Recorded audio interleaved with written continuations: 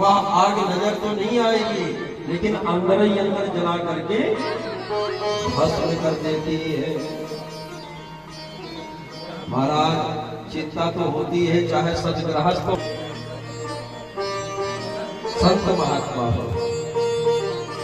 हम गृहस्थों को जब चिंता सताती है तो हम चिता रूपी अग्नि में जलना प्रारंभ कर देते हैं, लेकिन जब संतों को चिंता होती है तो संत उस चिंता को चिंतन में बदल देते हैं। आज गाधि तनय मन चिंता व्यापी, विश्वामित्र जी के मन में जब चिंता उठी तो विश्वामित्र जी क्या किए, भगवान श्री राम जी का चिंतन करना प्रारंभ कर दिए।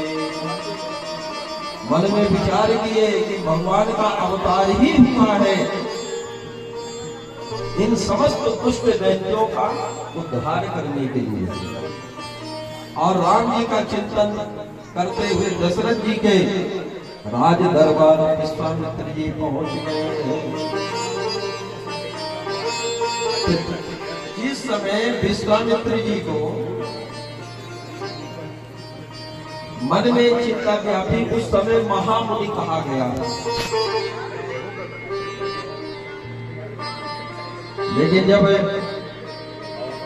मांगने का मन में विचार किया, चलने लगे, तब मुनिवर कीन विचारा, तब मुनिवर कह करके संबोधन किया गया। मतलब जिन शब्दों से विश्वामित्र जी को महामुनि, मुनिवर आदि शब्दों के द्वारा जो तो सम्मान के साथ नाम लिया जाता था, धीरे धीरे उनका पद घटता गया, क्योंकि आज याचक बन करके जा रहे हैं। तो विश्वामित्र जी विचार करते हैं कि भगवान पृथ्वी में भार को उतारने को अवतरित हुए। राजा दशरथ से मांग करके लाऊंगा और दुष्टों को इस धरती से भार हल्का कराऊंगा। इस प्रकार अनेक मनोरथ करते हुए राम लक्ष्मण को मांगने राजा के दरवाजे पर महाराज विश्वामित्र जी पहुंच गए। वहां मांगना चाहे भगवान का ही क्यों ना मांगे, विश्वामित्र जी अपने अपने आश्रम पर हैं, तब महामुनि थे, महामुनि कह करके संबोधन किया गया। जब श्री राम को मांगने का मन में विचार आया, तब मुनिवर कह करके संबोधन किया गया। और जब विश्वामित्र जी महाराज दशरथ से कहते हैं कि महाराज हमें राम और लक्ष्मण दे दीजिए, दशरथ जी ने कहा कि महाराज आप मांगने से पहले एक बार विचार कर दिए, आप एक राज्य मांग लोगे, मैं मुस्कुरा करके आपको राज्य का मालिक बना दूंगा। आपको मैं भूमि दान कर सकता हूँ, स्वर्ण दान कर सकता हूँ, अनेक अनेक प्रकार के आभूषण दान कर सकता हूँ, महाराज जो मांगोगे आप। लेकिन महाराज आपके आगमन का जो कारण आज हमें समझ में आया है कि आप हमारे प्राण भी मांगोगे तो मैं मुस्कुरा करके अपने प्राण भी आपके हथेली में सौंप दूंगा।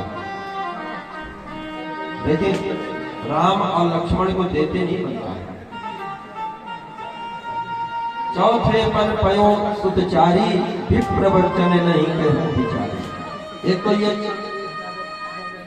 चौथी अवस्था में किसी प्रकार से पुत्र हुए हैं, और इस अवस्था में आज मेरे राम और लक्ष्मण जो मेरे प्राण आधार हैं, उनको आप ले जाओगे। दशरथ जी जब इस प्रकार से कहते हैं कि आप भूमि ले जाओ, गाय ले जाओ, धन और खजाना जो भी चाहिए आप ले लो, लेकिन महाराज विश्वामित्र जी कहते हैं कि महाराज हमें और कुछ होना चाहिए।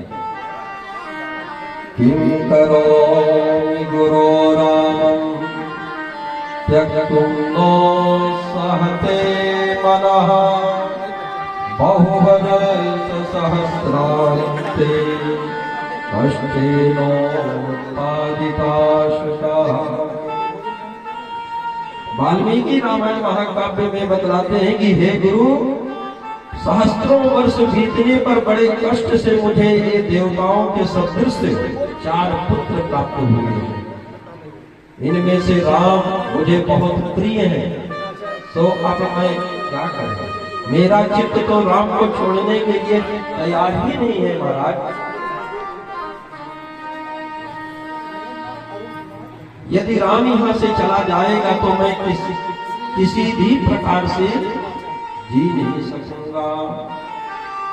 चत्वारो मरुतुल्यास्ते तेषां रामोऽति वल्लभः, रामस्त्वितोत गच्छन्ते तेन जीवानि कथाञ्चन। वाल्मीकि रामायण में बतलाते हैं कि दशरथ जी यहाँ तक कहते हैं कि राम तो हमारे प्राण हैं। रामस्त्वितोत गच्छन्ति तेन जीवामि कथाञ्चन। मैं राम के सिवाय एक क्षण भी जीवन नहीं जी सकता हूँ। जब इस प्रकार से महाराज दशरथ राम लक्ष्मण को देने से मना करते हैं, तब वशिष्ठ जी चल करके आए, और तब वशिष्ठ आज समझाते हैं कि नहीं राजन, आपके दरबार में कोई संत कोई याचक चल करके आए हैं, तो उनको अपने घर से निराश मत वापस करिए। ये स्वयं तुलसीदास जी के सब। तब वशिष्ठ